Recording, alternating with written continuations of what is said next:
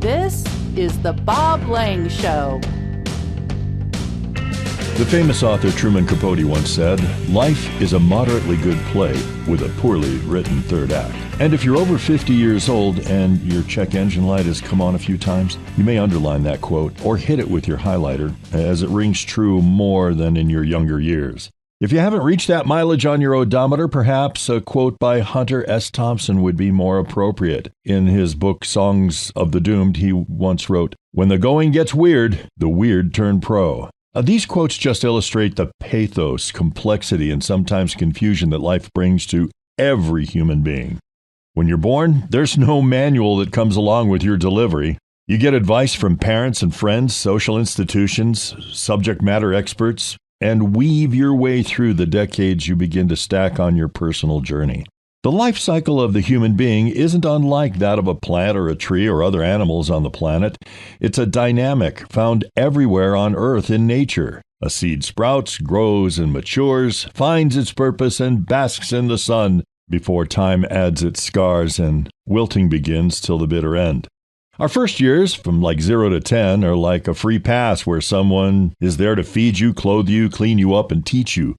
Between the ages of 10 and 20, you'll learn a lot about living in society, but biology also has some new and interesting twists for you to cope with. Typically, you're piling up experience and knowledge during this time and looking for that path that provides you with interest, wonder, and excitement, a vocation, a hobby, a trade, or a profession, or all of the above. And by the time you hit 21, you are officially a full-fledged adult. Hopefully, this is the point that your parents have worked hard for, sacrificed for, and will celebrate with glee that with a load of common sense, experience, and book learning, you fly out into the larger world of society equipped for your flight from the nest.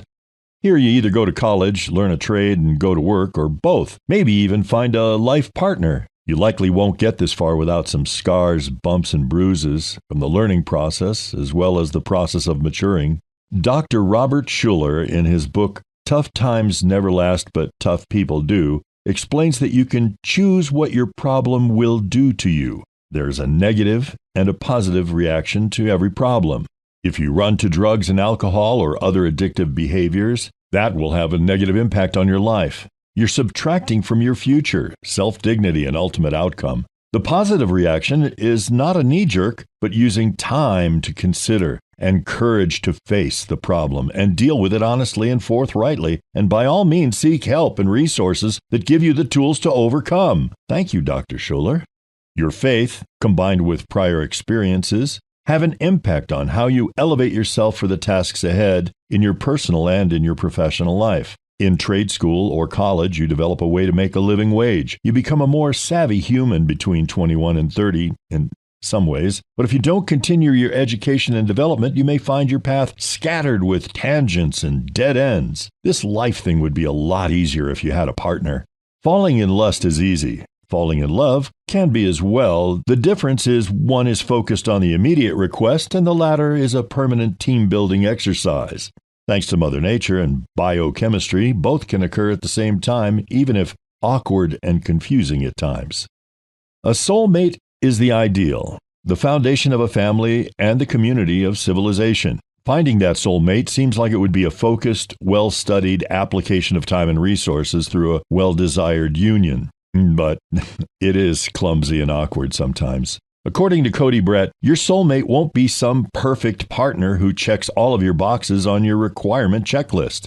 Your soulmate is the one person who sees your flaws, your insecurities, your trauma, and chooses to wake up each and every day and love you unconditionally. Love isn't just a feeling, but it's a commitment to someone who you promise to cherish with every heartbeat that passes. If you're fortunate enough to have someone who loves you on the days when they're stressed, angry with you, anxious, or even disappointed in you, make sure they're appreciated and loved deeper than the ocean depths. Thanks, Cody. Good words. This can happen in your 20s, 30s, your 40s, or not until you're 70 or 90. For everyone, it's at least a little different. Finding your life co-pilot needs a bit of serendipity and some self-awareness and some effort. For each generation, it's a little different. For those of us playing in the fourth quarter of the game, we had no internet, no dating apps, just a pen and a paper, a love note, or a handful of flowers and a box of chocolates to lure our love to the nest. Today you have social media, phone applications that can make searching so much easier in some ways, but it's also fraught with more peril, as scammers and charlatans have more tools to play with emotions and destroy lives. So let's be careful out there.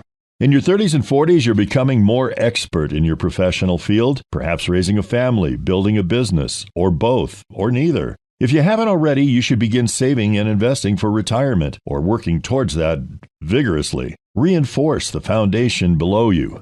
Most likely, your political affiliations are maturing at this time too, and your involvement in the community is providing support for the greater world around you.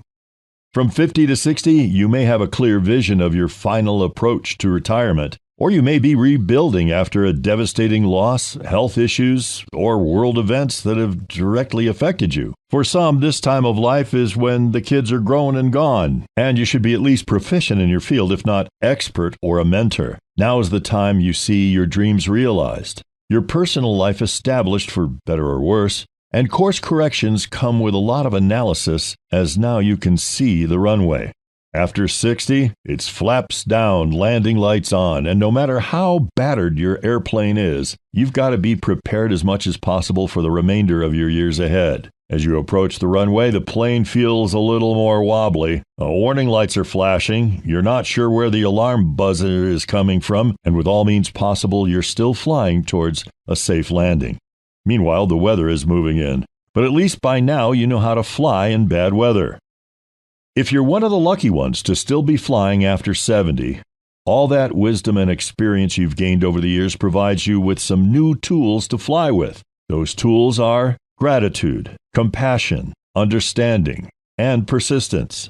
Empathy and a third eye-like vision are fueling your ability to navigate your airplane to the field with all the air traffic around you. If you're truly lucky, your co-pilot is still with you. If not, they live in your heart and soul and provide you with the inspiration to keep flying. This is your journey. It's unique to many around you, and yet similar to many in the greater world. You paid for the ticket. Enjoy the ride. The value of items is reduced, and the value of your friends and family is increased. Alas, many are no longer flying, at least not in our approximate airspace. This is part of the cargo you have on board, the memories you keep. They deserve acknowledgement, but they shouldn't keep you from growing. Oh yes, you must keep growing all the way, through experiences, through education, new adventures, new friends. The journey doesn't stop changing, evolving, and growing until you touch down for the final time. No matter your age, or the time of life you're currently at, it is the human spirit to grow and achieve that drives us day by day, by necessity, lust, love, or obsession. We should pursue life with an appreciation for the present and the people around us in the now. Maybe the perfect landing is that you finally balance the pillars of life, the professional, the personal, the spiritual, and fall in love with your entire life. Expand your favorite foods. Travel. Admire the sunset and sunrise every day. Pick up the book you've been trying to finish. Volunteer. Find new community. And cherish the old. Surround yourself with your favorite songs. Buy yourself some flowers.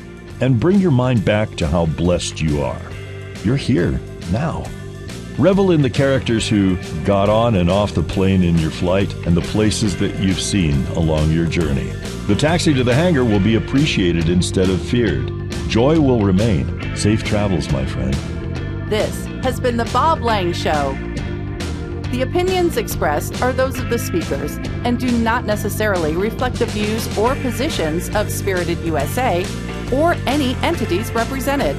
This program is for entertainment purposes only and does not constitute professional advice. Thanks for listening.